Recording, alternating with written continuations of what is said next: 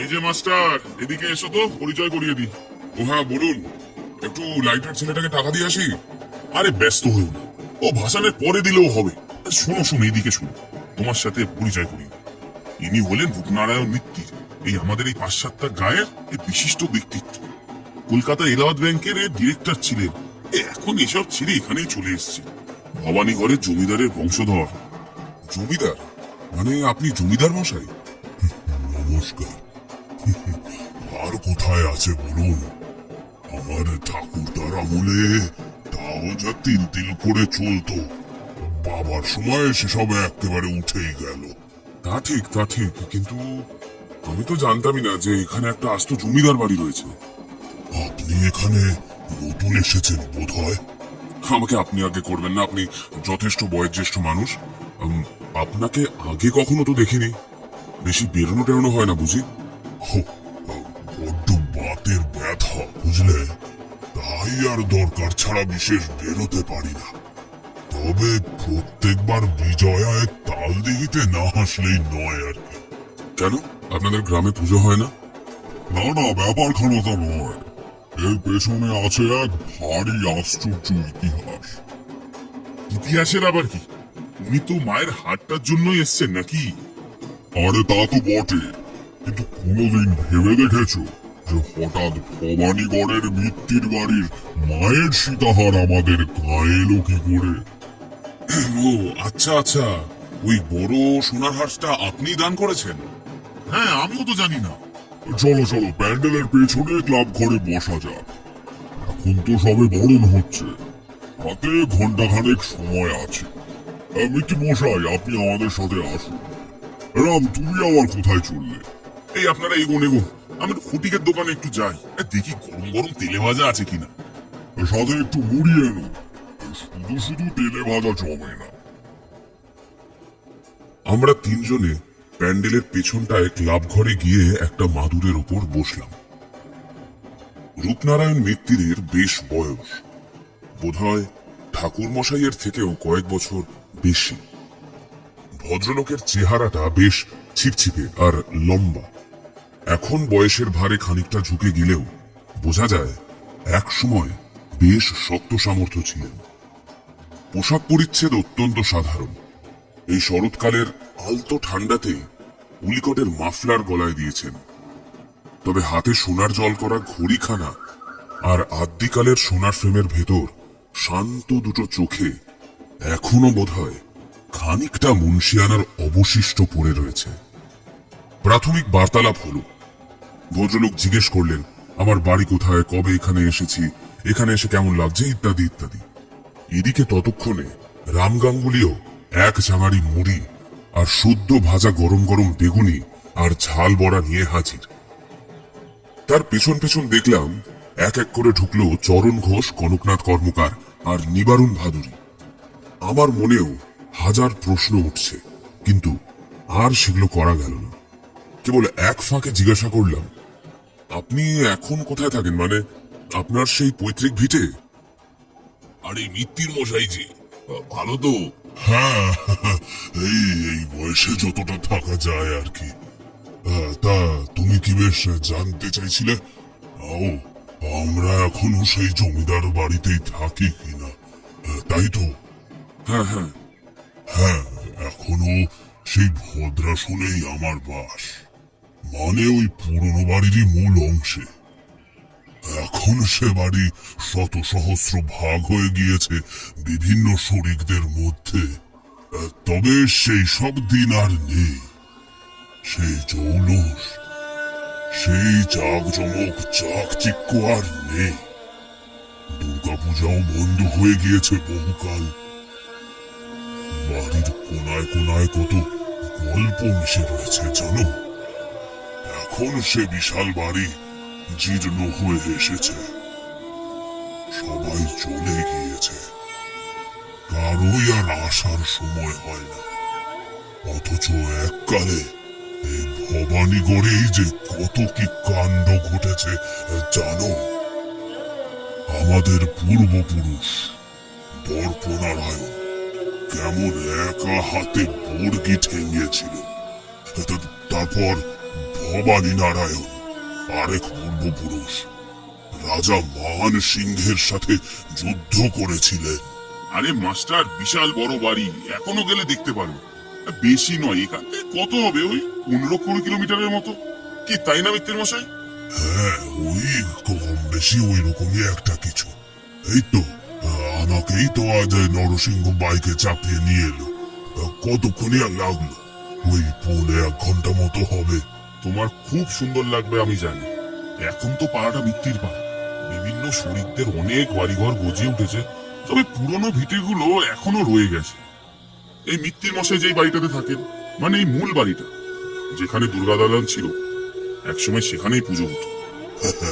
আমাদের সব বাড়ির আলাদা আলাদা নাম আছে জানো তো। যেরকম আমাদেরটা পুরনো বাড়ি, তারপর ধরো গিয়ে বাজার বাড়ি, নতুন বাড়ি, কালী বাড়ি, এইরকম আর কি। ঠাকুর মশাই যে বলেছিলেন একটা অভিশাপ, অভিশপ্ত ইতিহাস। হ্যাঁ হ্যাঁ, অভিশাপ, অভিশপ্ত ইতিহাস। যখন আপনি এসেছেন তখন এই ইতিহাস আপনার মুখে যথাযথ মানাবে। সে অনেক দিনের কথা। ভবানীগড়ের জমিদার তখন আমার বৃদ্ধ প্রপিতামহ গন্ধর্ব নারায়ণ মিত্তির। একটু থামলেন রূপনারায়ণ মিত্তির। এই বিজয়া দশমীর সন্ধ্যায় সেদিনের সেই অভিশপ্ত ইতিহাস বলা ঠিক হবে কিনা বোধহয় তাই বিবেচনা করছিলেন। ইতিহাস যে শুধু গৌরবময় হয় না, তাতে যে অনেক পাপ অভিশাপও লেগে থাকে। ইতিহাস বলতে গেলে যে সেগুলোকে এড়িয়ে গেলে চলে না। কপালে একবার হাতটা ঠেকিয়ে মিত্তির মশাই শুরু করলেন। ভবানীগড়ের জমিদার বাড়ির অন্দরমহলে সেদিন একেবারে শোরগোল পড়ে গিয়েছে। এ বাড়িতে আজ পর্যন্ত যত ঝামেলা, মামলা, মোকদ্দমা, এই চাষি পেটানো হয়েছে, সবই হয়েছে বৈঠকখানায় কিংবা বার মহলে। জমিদার বাড়ির লাগোয়া খোলা মাঠে এখনো খুঁটি পোতা আছে।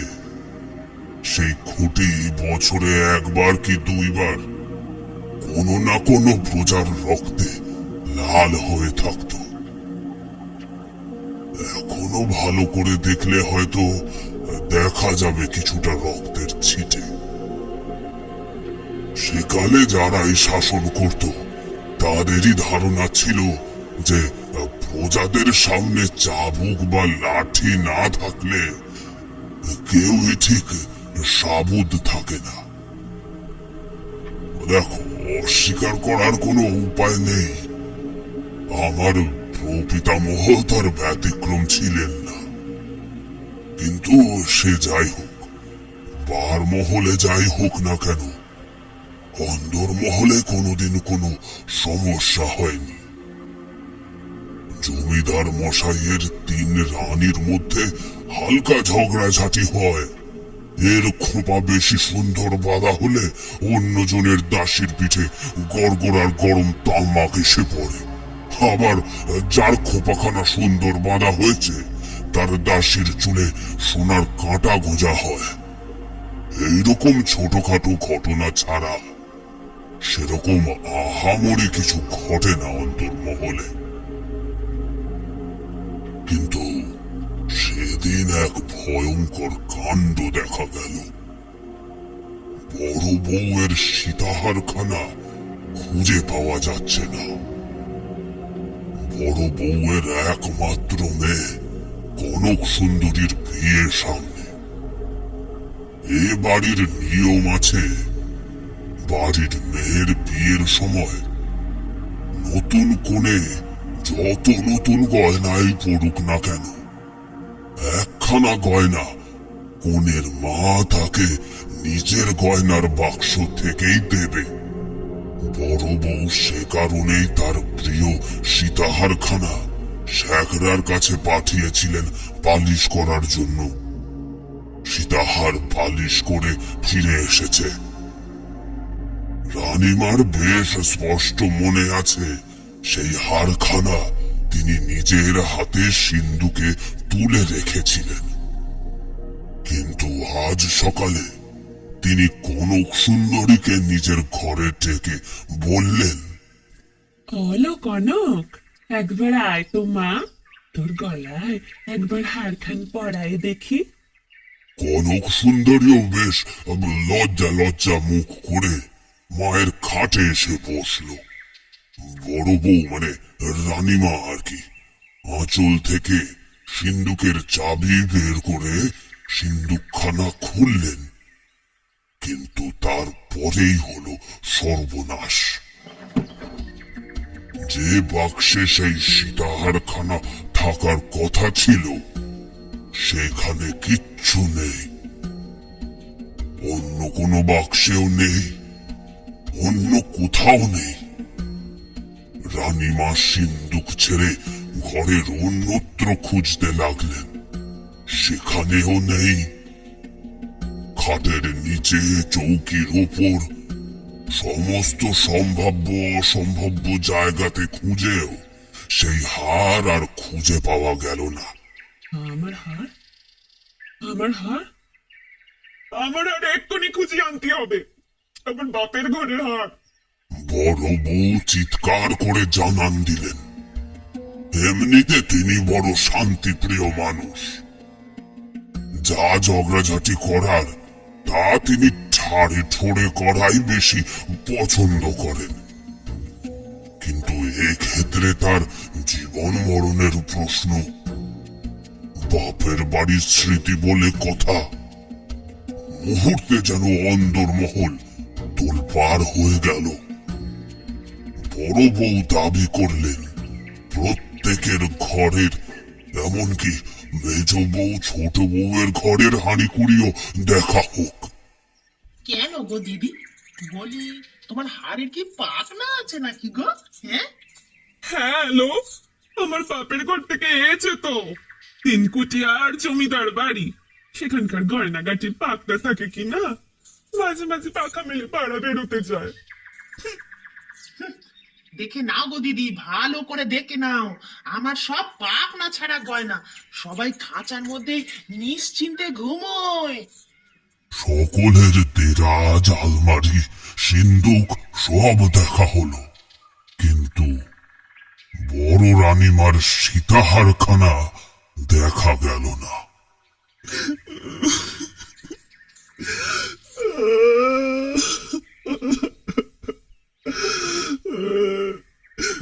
কর্তা বাবুকে খবর কর।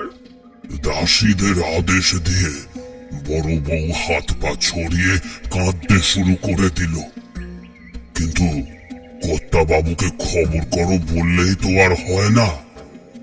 কর্তা বাবুর অনেক কাজ, আর সেসব মেয়েলি ব্যাপার আগে মেয়েলি ভাবেই নিষ্পত্তি করার নিয়ম। তারপর একান্ত কিছু না করা গেলে তখন না হয় কর্তা বাবুকে খবর করা যাবে খন। রাজবাড়ির এক পুরনো দাসী ছিল, মেনকা দাসী, কর্তা বাবুর দাইমা। কর্তা বাবু তাকে মা বলে ডাকেন। এই গোটা অন্দরমহল, এমনকি রানীমারাও তার কথায় উঠে বসে। মেনকা দাসী এসে বলল, আরে বড় বউ, এখনই এত কান্নাকাটি করছো কেন? মেজ বউ আর ছোট বউ আর যাই করুক না কেন, কনকের বিয়ের গয়না নিয়ে কিছু করবে না। বাড়িতে বিয়ে লেগেছে বলে অনেক দাস দাসী রাখা হয়েছে, এসব তাদেরই কোনো একজনের কীর্তি। এর জন্য আবার কর্তা বাবাকে লাগে নাকি? আমি এক্ষুনি চটি বাবাকে খবর দিচ্ছি, মধুপুরের সবচেয়ে বড় ওঝা, একবার চাল পড়া দেবে আর সঙ্গে সঙ্গে চোর এসে ধরা দিয়ে দেবে। বড় বউ ফুঁপিয়ে ফুঁপিয়ে মাথা নাড়ল। যা হোক করে চোর ধরা চাই, আর একবার চোর ধরা পড়লে সে কারো কথা শুনবে না। অন্দরের চোর মানে তো মেয়ে ছেলেই হবে, হোক সে মেয়ে ছেলেই হোক। তবু কর্তাকে বলে তাকে ওই বৈঠকখানার সামনের খুঁটিতে বেঁধেই চাবকানু করাবে সে। ঝটি বাবা তার বিশাল ঝোলা আর একটা মুড়ো ঝাঁটা নিয়ে হাজির হয়ে গেল। অন্দর মহলের বারান্দার দুধারে লাইন দিয়ে সব দাসী মাদিদের দাঁড় করানো হলো। এক ধারে যারা পুরনো আর আরেক ধারে নতুনরা। সকলেরই মুখ কাঁচু মাচু। বারান্দার আরেক ধারে পাটি পাতা হয়েছে। বড় বউ, মেজ বউ, ছোট বউ অনেকদিন পর পর পাশাপাশি পানের বাটা নিয়ে বসেছে। একটা বেশ নতুন রকমের ব্যাপার ঘটতে চলেছে। ঝুটি বাবা ঝোলাখানা নামিয়ে রেখে হাঁটু গেড়ে বসল। বোধহয় একটু দম নিল। তারপর সেই ঝাঁটাখানা নিয়ে অদ্ভুত কায়দায় দুবার ঘুরপাক খেয়ে কি সব যেন মন্তর টন্তর পড়ল। তারপর ঝোলা থেকে এক মুঠো চাল নিয়ে কি সব যেন ফুঁকে দিল তার মধ্যে। দুপাশে তখন দাসীরা হাঁ করে দেখছে সেই অদ্ভুত কাণ্ড। এসব পদ্ধতিতে ভূত তাড়ানো ঠিক আছে, তাই বলে এর উপর ভিত্তি করে দণ্ড দেওয়া যায় না কিন্তু। মিত্তির মশাই মুচকি হেসে বললেন, এখনকার দিনে যেমন লাই ডিটেক্টর টেস্ট হয়, তখন তেমন চাল পোড়া। চালের মধ্যে মন্ত্র পড়ার নাম করে কিছু ওষুধ মিশিয়ে দিত ওঝারা, বুঝলে? তারপর সেই চাল হাতের মুঠোয় ধরে থাকতে বলতো। যার মনে পাপ, অর্থাৎ যে সত্যি চুরি করেছে, সে এই সব কাণ্ড দেখে ভয় ঘামতে শুরু করত, আর ওই মুঠোয় থাকা চাল ঘামে ভিজে যেত। ভেজা চালের সাথে ওষুধের মিশ্রণে কিছু একটা রিয়াকশন হতো। আর তারপর যখন চালটা মুখে দিয়ে চেবাতে বলতো তান্ত্রিক বা এই ধর ওঝা, তখন মুখটা পুরো লাল হয়ে যেত। অমনি সকলে চিৎকার করে বলে উঠত, ওই যে চোর, ওঝার মন্ত্র পোত চাল খেয়ে মুখ দিয়ে রক্ত উঠেছে। বেচারা চোর ভয় পেয়ে আরো গড় করে বলে দিত সব।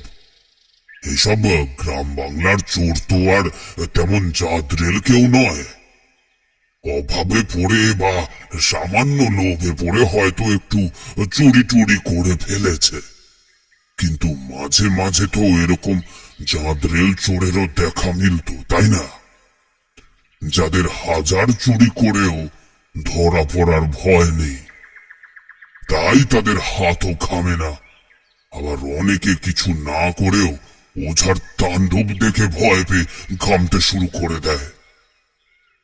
সেদিন বোধহয় এমন কিছুই হয়েছিল। কনকের বিয়ে উপলক্ষে যে কয়েকজন দাসী নতুন নিয়োগ হয়েছিল, তাদেরই একজনের নাম ছিল সাবিত্রী। চাল পোড়া খাওয়া মাত্র বেচারির মুখ লাল হয়ে ওঠে। ঠোঁটের দুপাশে লালা কষ বেয়ে পড়তে থাকে, আর অমনি একেবারে হুলস্থুল পড়ে যায়। বড় বউ চিৎকার করে উঠল, এই সোট্টারে কেউ ছাড়বে না। আমি কর্তারে দিয়ে ওর পিঠে সাল ছাড়াবো। তাই এর জন্য কর্তা মশাইকে লাগে নাকি? গোটা চাতাল সাবিত্রীর ওপর ঝাঁপিয়ে পড়ল। এলো পাথারি কিল চর খুশি খেয়ে ততক্ষণে মেয়েটির অবস্থা খুবই খারাপ। কে আবার একজন সাবিত্রীর কোমরের আঁচল থেকে সীতাহারখানা বের করেও আনলো। এদিকে বেচারি সাবিত্রীর তখন বড়ই করুণ দশা। টানা হ্যাচড়ায় বেচারি প্রায় বিবস্ত্রা। মাথার চুল পর্যন্ত কারা যেন খাবলে ছিঁড়ে নিয়েছে। এই অবস্থায় অন্দরে প্রবেশ করলেন জমিদার গন্ধর্ব নারায়ণ, আমার প্রপিতামহ। যতই তিনি সাত কাজে ব্যস্ত থাকুন না কেন, অন্দরে এত বড় একটা কাণ্ড ঘটবে আর তিনি খবর পাবেন না, সেটা তো আর হতে পারে না। একটু পরেই অন্দরের অলিন্দে তার হাতির দাঁতের মুখওয়ালা ছড়ির শব্দ শোনা গেল। বড় বউ রানীমা ছুটে গেলেন কর্তামশাইয়ের কাছে। এই মেয়েটা চুরি করেছিল আমার সীতাহার, এই মেয়েটা চুরি করেছিল। ওই তো ঝটি বাবার চাল পড়া খেয়ে কেমন মুখ দিয়ে রক্ত উঠেছে দেখুন। সীতাহার খানাও তোর কোমরের গাড় থেকে বের হলো। আমি কিচ্ছু জানি না, এর একটা বিহিত আপনাকে করতেই হবে। বৈঠকখানা সামনের খুঁটিতে বেঁধে ওকে চাপকান, আচ্ছা করে চাপকান, একেবারে সকলের সামনে। কর্তামশাই বড় বউয়ের কথার কোনো উত্তর না দিয়ে মশমশিয়ে নাগরার আওয়াজ তুলে সামনের আরাম কেদারায় বসে হাঁক পারলেন। এই কে আছিস? গড়গড়াটা নিয়ে আয়। গড়গড়ায় টান দিয়ে তিনি আরাম করে আরাম কেদারায় হেলান দিলেন। বন্দরের সামান্য একটা গয়না চুরি হলে কি হবে, বিচারের তো একটা ঝক্কি আছে। আর কে না জানে জমিদার গন্ধর্ব নারায়ণের সুবিচারের খ্যাতি।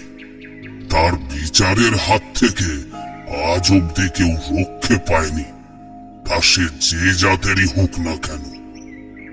স্ত্রী কিংবা পুরুষ অন্যায় মোটেই বরদাস্ত করত না। গড়গড়ায় টান দিতে দিতেই তিনি বললেন, সবই তো বুঝলাম বড় গিন্নি, কিন্তু একটা মেয়ে মানুষকে সবার সামনে চাপকাবো একটা হাড়ের জন্য, এ ভারী অন্যায়।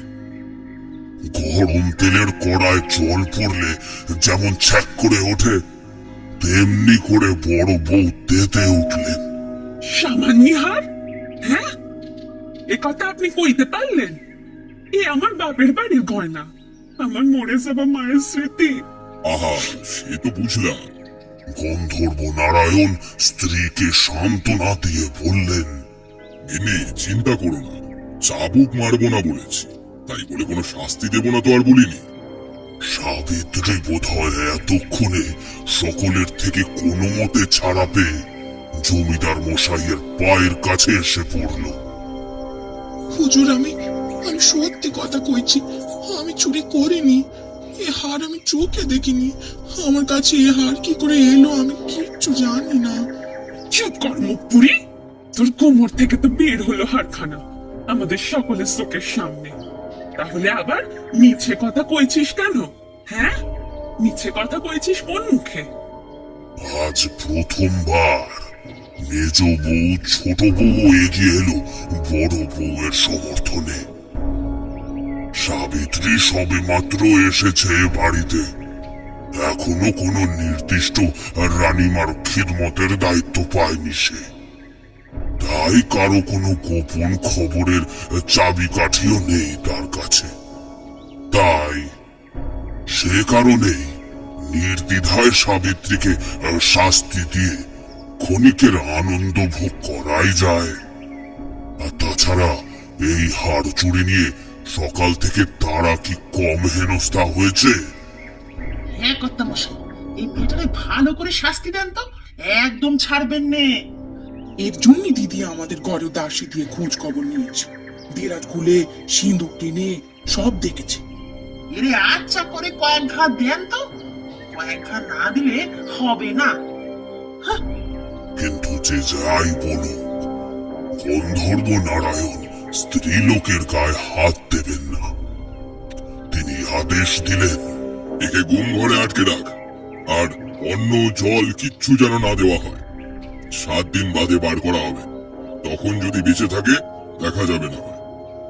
এই জমিদার বাড়ির ভেতর কিছু গুম ঘর ছিল। সে এমনই জায়গায় লুকানো যে তার হদিশ জমিদার মশাই আর তার কিছু পোষা লেঠেল ছাড়া কেউ জানতো না। রানীমারাও কেউ জানতো না সেই গুম ঘরের হদিশ। একবার সেই কুম ঘরে ঢুকলে বাইরের কারো কাছে কোনো খবর পৌঁছবে না। এই কুম ঘর এমনই জায়গা যেখানে সূর্যের আলো পৌঁছয় না। রানীমারা সবাই চিকের আড়ালে চলে গেল। দুজন লাঠিয়াল এসে মেয়েটাকে টানতে টানতে কোথায় যে নিয়ে গেল কেউ জানল না। শুধু সাবিত্রীর চিৎকার অনেকক্ষণ ধরে জমিদার বাড়ির আনাচে কানাচে শোনা গেল। আমি চুরি করিনি হুজুর, আমি চুরি 7 দিন বাদে সাবিত্রীকে যখন নিয়ে আসা হলো তখন আর তার দেহে প্রাণ নেই। শরীরটাও গলে পচে একেবারে শেষ হয়ে গিয়েছে। অন্তত 3-4 দিন আগেই মারা গিয়েছিল সে। তবে সাবিত্রীর মৃত্যুতে অন্দরমহলে সেরকম কোনো হেলদোল হলো না। বড় বউ আঁচলে মুখ নাক চেপে বলল, বাবা গো, 3-4 দিনের মরা, ভালো করে গোবর জল দিয়ে মুছে 1 ঘড়া গঙ্গা জল ছড়িয়ে দিস। আর কর্তা মশাইকে বলতে হবে ঠাকুর বাড়িতে মেয়েটার নামে একটা পুজো দিতে। কি জানি বাবা, এমন করে মরে পড়ে থাকলো, না জানি কবে আবার ভূত হয়ে ঘাড়ে যাবে।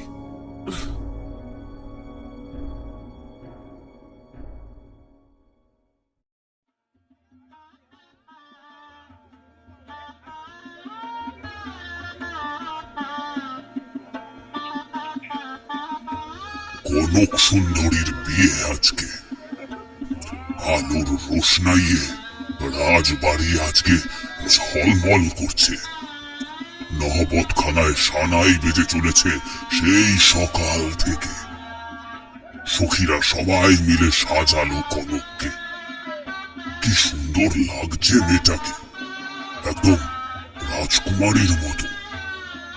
বড় বউ চোখের কোণা থেকে কাজল নিয়ে মেয়েটার চুলের ভাঁজে লাগিয়ে দিলেন যাতে নজর না লাগে। ঘোমটায় ঢাকা কনক সুন্দরীকে নিয়ে আসা হলো বিবাহ মণ্ডপে। ঘোমটার নিচে সেই সীতাহারখানা ঝুলতে দেখা যাচ্ছে। সময় পার হয়ে যাচ্ছে, বিবাহের মন্ত্র পড়া শুরু হলো।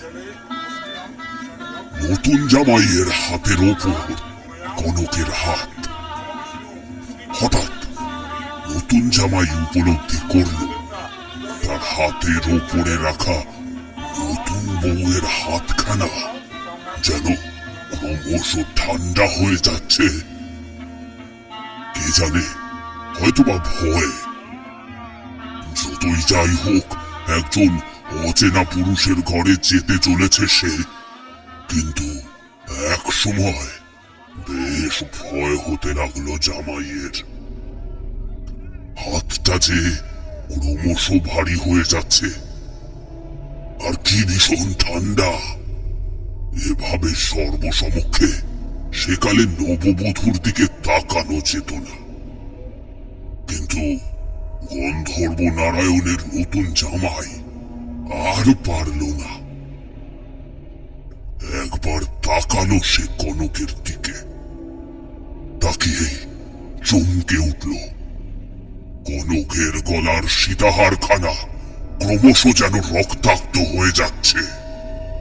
লাল বেনারসিটা রক্তে ভিজে গেছে। শুধু লাল রঙের সাথে মিশে আছে বলে কেউ বুঝতে পারছে না। এদিকে চারিদিকে সবাই বিয়ের আনন্দে মশগুল।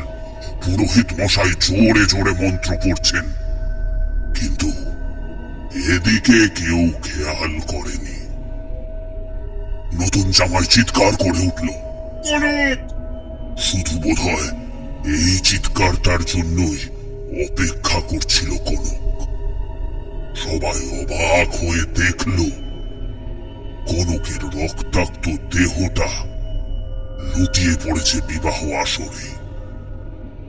এক মুহূর্তে বিবাহ মণ্ডপের সব আনন্দ, সব আলো নিভে গেল। এত লোকজনের হইচই, নহবতে সানাই তবলা, সবকিছু থেমে গেল। দিন 7 বোধহয় কেটে গিয়েছে। বড় বৌরানী শয্যাশায়ী।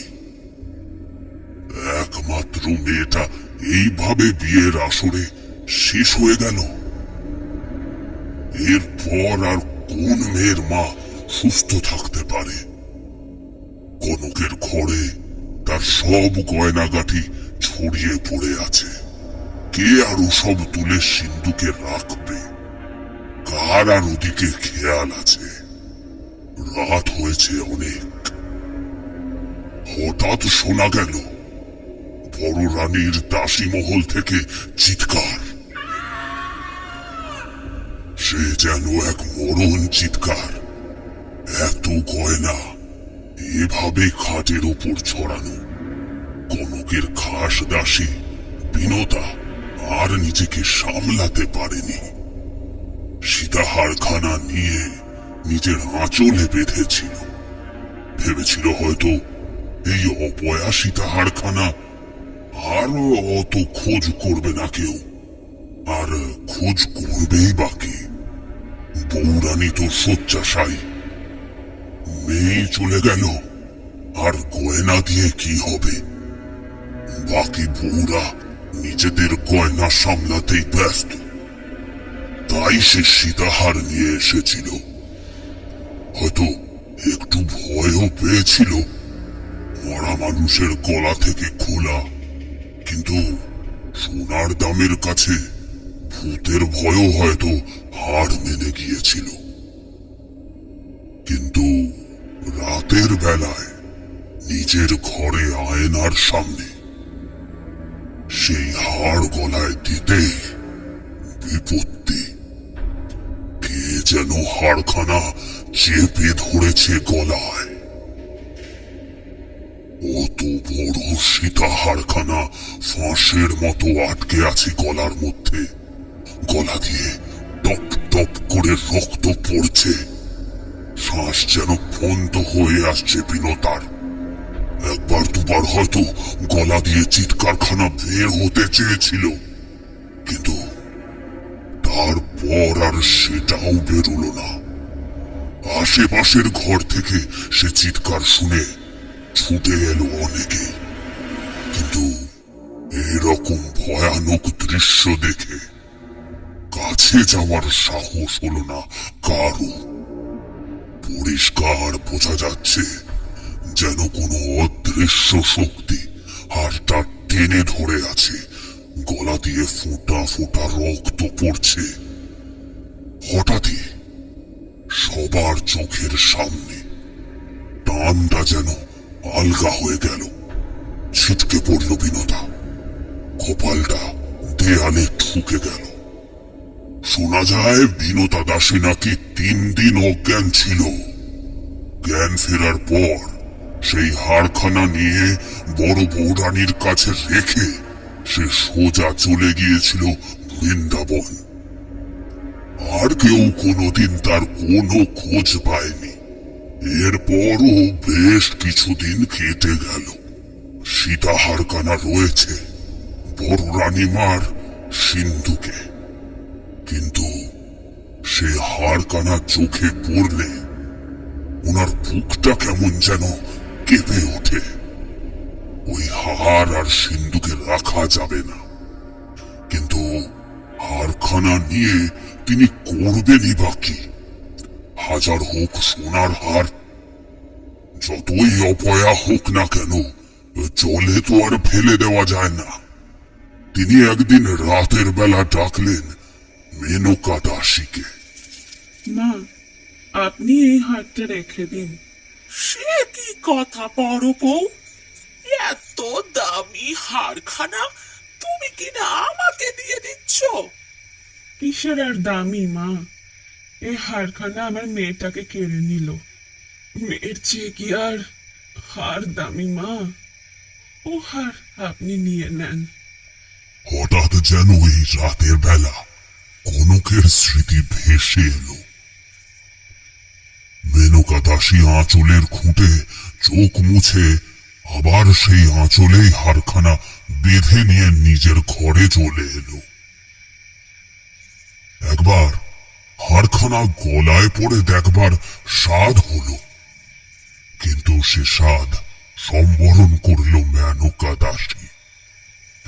হাজার হোক, বিনতা দাসীর মতো ভুল তো আর সে করতে পারে না। হাড় গলায় পড়ে ঘুরে বেড়ানোর বয়সও সে পার করে এসেছে বহুকাল আগে। হাড়খানা পরে শ্যাকরার দোকানে দিয়ে না হয় নতুন কিছু গড়িয়ে নেওয়া যাবে। হাড়খানা পেটির মধ্যে তালা দিয়ে রেখে দিল মেনকা। কিন্তু মাঝ রাতে মনে হল কে যেন ঘরের মধ্যে চলাফেরা করছে।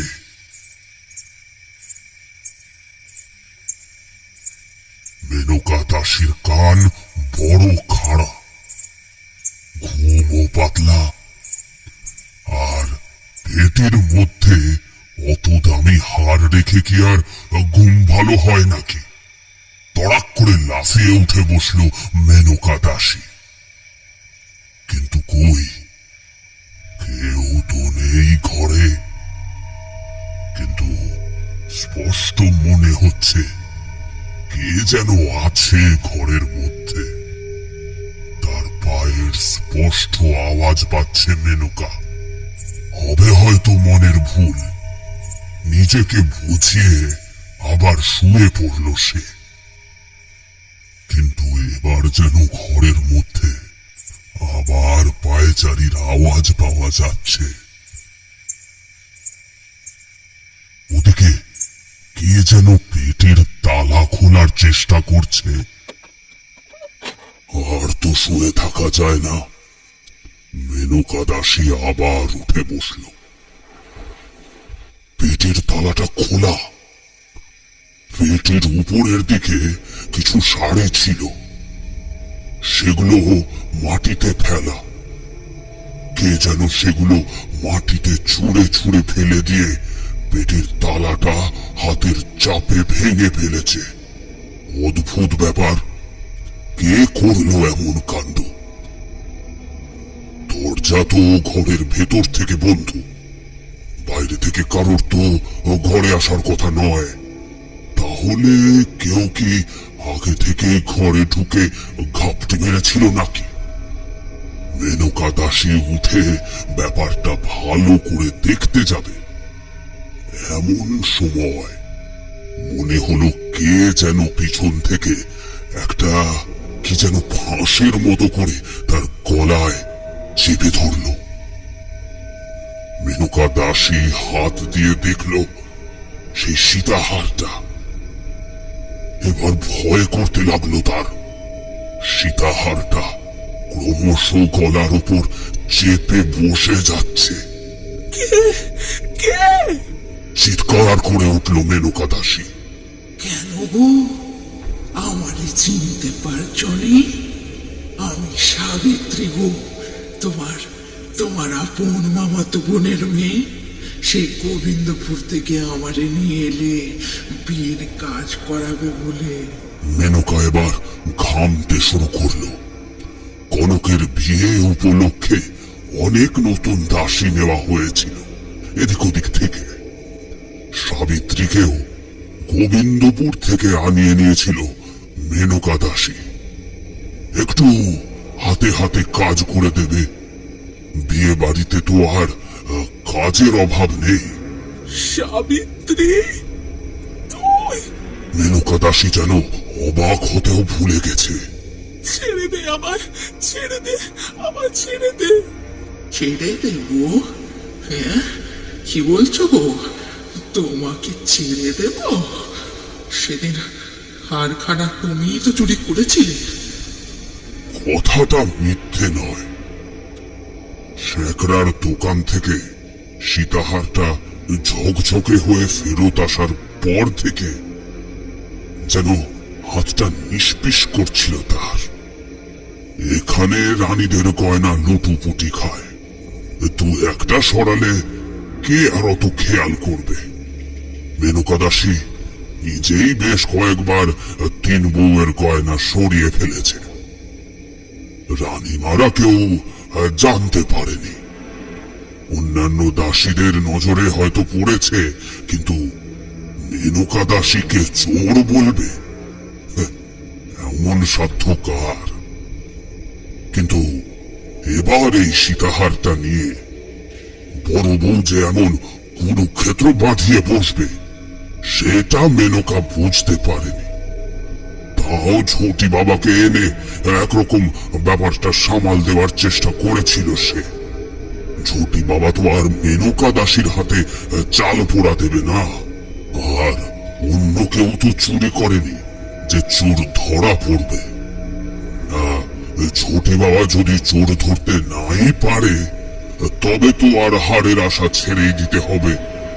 আস্তে আস্তে নানা কথায় বড় বউ হারের মায়া ত্যাগ করত। সামনে মেয়ের বিয়ে, কত কাজ। এখন কি আর একটা হার নিয়ে বসে থাকা মানায়? কিন্তু কি যে হয়ে গেল! ভয়ের চোটে সাবিত্রীর হাত ঘেমে গেল, আর চাল পোড়া মুখে দিতেই মুখ লাল হয়ে গেল। তখন আর মেয়েটাকে বাঁচানোর কোনো উপায় ছিল না। এখন সাবিত্রীর কাছ থেকে হারটা না বের হলে যে তুলকালাম হয়ে যাবে। সাবিত্রীর আত্মীয় বলে মেনকা দাসীকে নিয়েও টানা হ্যাচড়া চলতে পারে। গন্ধর্ব নারায়ণকে ভালো করেই চেনে মেনকা দাসী। নিজে হাতে নারীচ্ছেদ করেছিল। দোষ প্রমাণ হলে কাউকেই ছাড়বেন না বড় কর্তা। তাই ওই মারপিটের সময় নিজের কোমরের খুঁট থেকে হারটা সাবিত্রীর কোমরে চালান করে দিয়েছিল। আমাকে ছেড়ে দে সাবিত্রী, এমনটা যে হবে আমি ভাবিনি। ভেবেছিলাম তোকে ছাড়িয়ে এনে গোবিন্দপুরে পাঠিয়ে দেব, কিন্তু কিন্তু বিশ্বাস কর, কোথায় যে সেই গুম ঘর আমি খুঁজেই পাইনি। ছেড়ে দে আমাকে, ছেড়ে দে। ছেড়ে তোমাকে কি করে দেব মেনকা মাসি? হ্যাঁ, তোমার জন্য চুরির অপবাদ নিয়ে মরলাম, না খেতে পেয়ে মরলাম। অন্ধকার ঘরটায় একটু আলো ছিল না, হাওয়া ছিল না। শেষ সময় একটু শ্বাস নিতেও না বড্ড কষ্ট হচ্ছিল, বড্ড। তোমাকে কি করে ছেড়ে দেব? হারটা আরো জোরে চেপে বসলো মেনকা দাসীর গলায়। হাঁসটা যেন কেটে বসে যাচ্ছে গলাতে। টুপ টুপ করে রক্ত পড়ছে। গলা দিয়ে আর কোনো আওয়াজ বের হচ্ছে না। দুটো হাত দিয়ে টেনে হাড়টা ছাড়িয়ে নিতে চেষ্টা করলো, কিন্তু আর পারল না মেনকা। একটা ঝাঁকুনি দিয়ে সারা শরীরটা যেন অবশ হয়ে এলো ধীরে ধীরে।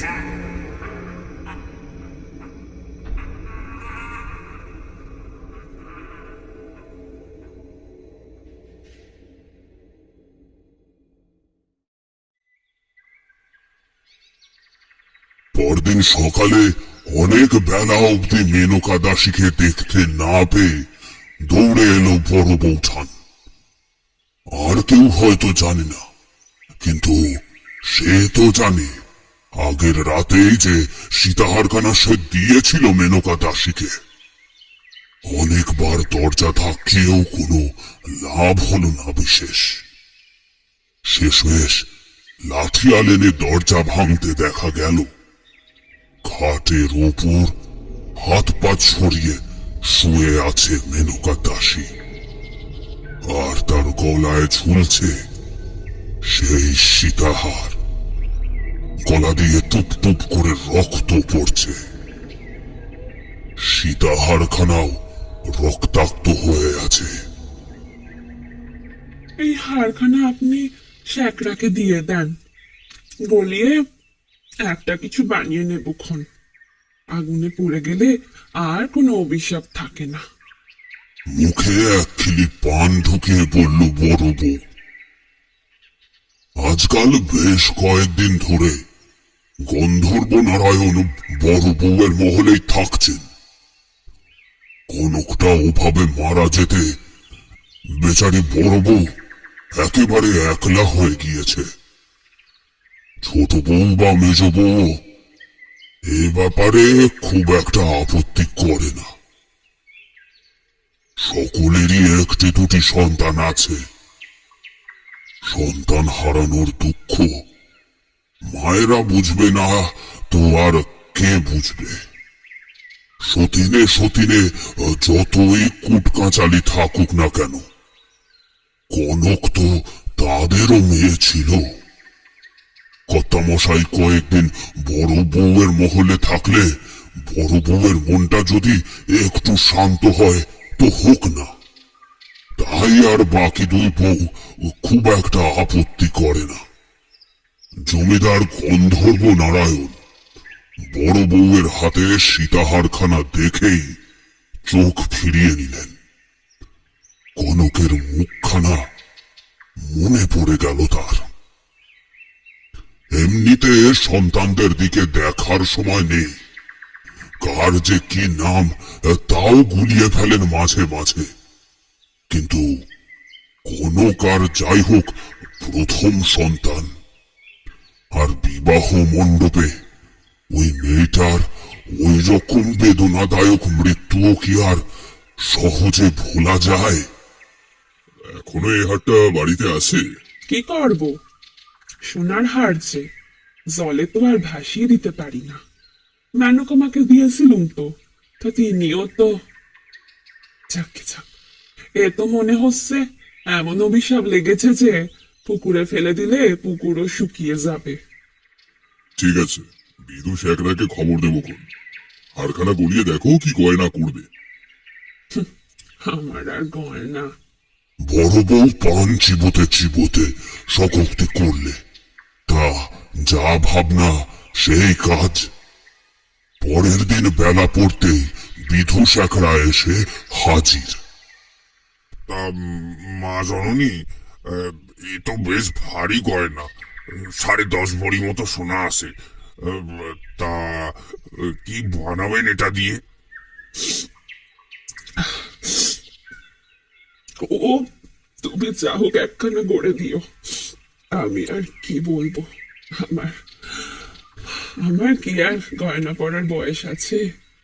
যার ছিল সেই তো। আবার আঁচলে চোখ ঢাকলেন বড় বউ। বিধু শেখরা চলে গেল হারখানা নিয়ে। এ নিয়ে আর বেশি কথা না বলাই ভালো। কিন্তু হারখানা নিয়ে গলাতে গিয়ে দেখা গেল আর এক বিপত্তি। বিধুর খাস কর্মচারী গোবিন্দর ভাগ্যে দায়িত্ব ছিল হারখানা গলানোর। কিন্তু কি যে হয়ে গেল গোবিন্দ কিছুতেই বুঝতে পারল না। হারখানা আগুনে দেওয়ার বদলে গোবিন্দ নিজের হাত দুটোই ঢুকিয়ে দিল আগুনের মধ্যে। দুটো হাত একেবারে পুড়ে ঝামা হয়ে গেল। জীবনের মতো হাত দুটো চলে গেল তার। সেই রাতে বিধু শেখরা আবার সীতাহারখানা নিয়ে এলো বড় রানীর মহলে। আমাকে মাফ করবেন রানীমা, এই হার আমি নিতে পারবো নি।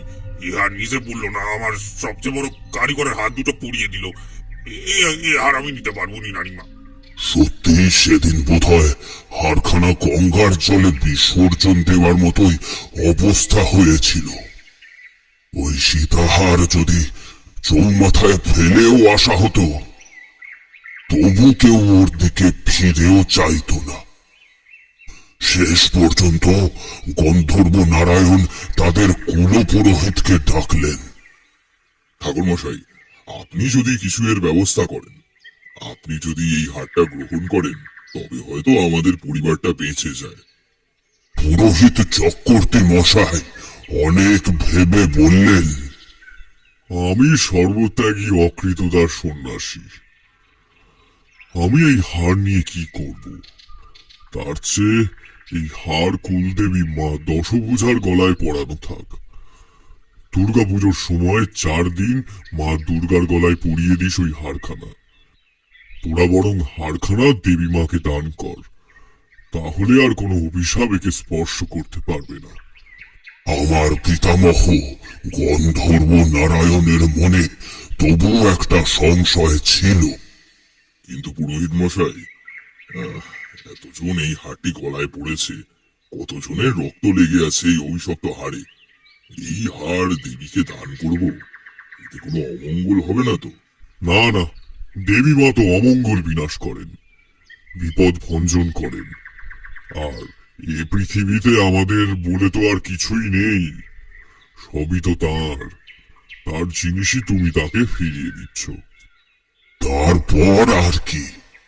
সেই থেকে এই অভিশপ্ত সীতাহার আমাদের কুলদেবী দেবী দশভুজার গলায় পরানো থাকে। দুর্গাপুজোর সময় যখন মা মণ্ডপে আসেন, তখন দেবীর গলায় এই হার পরানো হয়। এছাড়া এই হার সামলানোর দায়িত্ব কেবল আমাদের বংশের বংশধরের মধ্যেই প্রচলিত।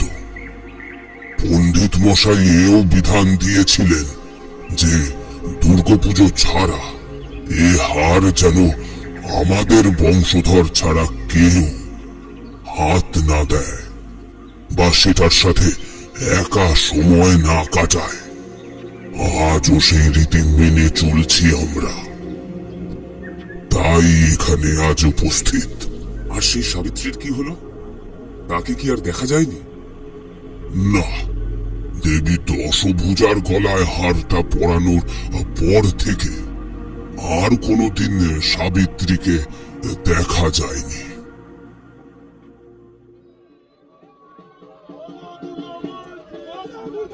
চারিদিকে অন্ধকার নেমে এসেছে। ঢাকের বাদ্যি, মানুষের হৈ হৈ, জেনারেটরের শব্দ সব মিলে এই নির্জন নদীর ঘাটে আজ একটা জমকালো পরিবেশ। এত লোকজন জড়ো হয়েছে, মনে হচ্ছে যেন পুরো তালদিঘি গ্রামটাই উঠে এসেছে এই নদীর ঘাটে। আলোর আয়োজন বলতে কেবল ঠাকুরের গাড়িতে একটা হলদে হ্যালোজেন, তাতেই মায়ের মূর্তি জল জল করছে। নতুন জিনিস দেখলাম, বিসর্জনের জন্য ঠাকুর আনা হলো ট্র্যাক্টরের ট্রেলার বা টানা গাড়ি করে। মাঝে মধ্যে এদিক ওদিক একটা রংমশাল, একটা তুবড়ি জ্বলে উঠছে। ধুনুচির ধোঁয়ায় ভেসে বেড়াচ্ছে ভারী অগরুর গন্ধ। তবে এই কোলাহলের বৃত্ত পেরোলেই নিশ্ছিদ্র নির্জন অন্ধকার যেন ঘাপটি মেরে বসে আছে আবার নিজের রাজ্য দখল করে নেওয়ার জন্য। আমরা এসে পড়েছি নদীর ঘাটে। উৎসবের শেষ দিনের আজ শেষ উচ্ছ্বাস। তবে এই পরিবেশে তার এই রূপ বা বহিঃপ্রকাশ আমার চোখে প্রথমবার ধরা পড়ল। ওদিকে তালদিঘির আরেকটা দুর্গাপুজোর বিসর্জন চলছে। এখন এখানে ঘন্টাখানেক ধরে নাকি নৃত্য চলবে। আমরা কয়েকজন নদীর পাড়ে বসে একটু গল্প করছি, চারদিক দেখছি। হঠাৎ রাম গাঙ্গুলির ফোনটা বেজে উঠল। এত আওয়াজের মধ্যে এক কানে আঙ্গুল দিয়ে কথা বলতে বলতে দেখলাম ওনার মুখটা কেমন যেন ফ্যাকাশে হয়ে আসছে। শেষে কথা বলতে বলতে সে একেবারে উঠে দাঁড়ালো। আমি সঙ্গে সঙ্গে উঠে দাঁড়িয়ে প্রশ্ন করলাম, ব্যাপার কি? নতুন নতুন পাড়ার নীলু ভট্টাচার্যের বউটা মারা গেছে।